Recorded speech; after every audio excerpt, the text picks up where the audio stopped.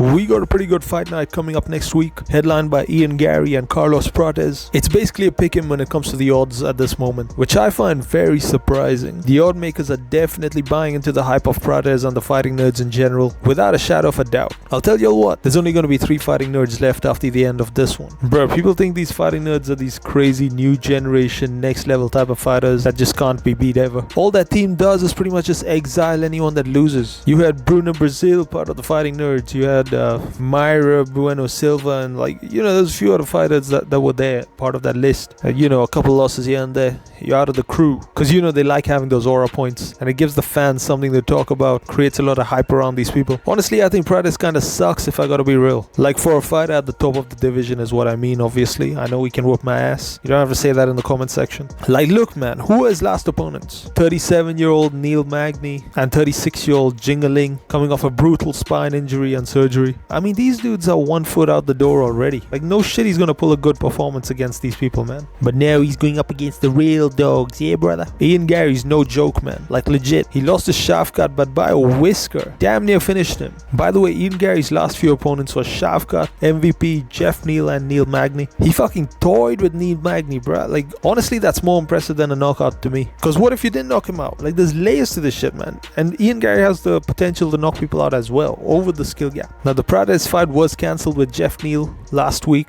And dude, I'm telling you, Neil would have smoked him like a pack.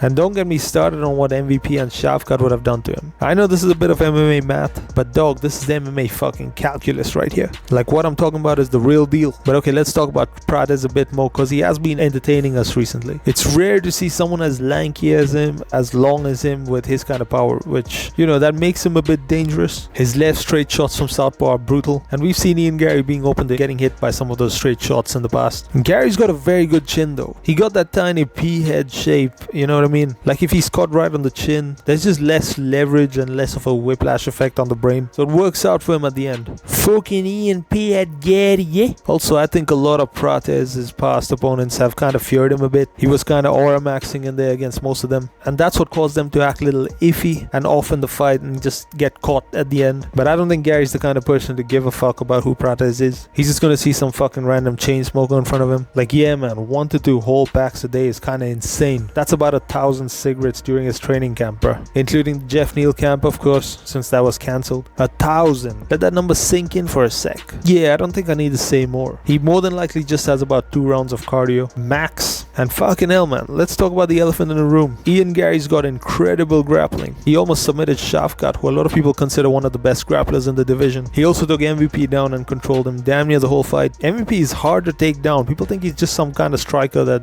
just take him down, bro. All he's basically trained his entire career is striking and takedown defense. Not everyone has been able to get him down to the ground. And even when they do, he usually gets back up. So yeah, Gary's going to be throwing this guy to the mat a lot, man, in this fight. And how much that's going to take a toll on Prates' cardio further than it already is with the smokes, I don't know. We're going to find out Saturday night. I can only assume it's going to be a lot. He might just be done after round 1. Like I said, man, I think Prates is absolutely cooked in this one. There's going to be 3 fighting nerds left. Yeah, good luck, man, but you ain't getting through my Irish brother, mate. It's going to be a long night for you. Shit.